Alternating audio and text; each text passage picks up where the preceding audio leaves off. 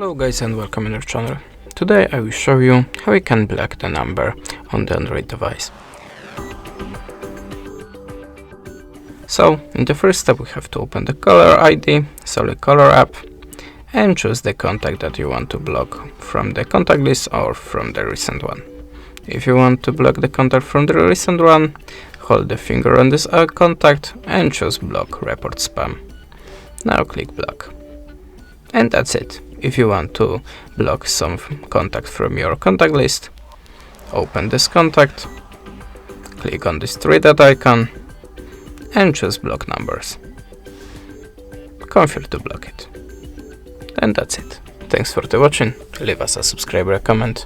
If you're looking for more videos for Android and iOS device, remember to visit your channel. And goodbye.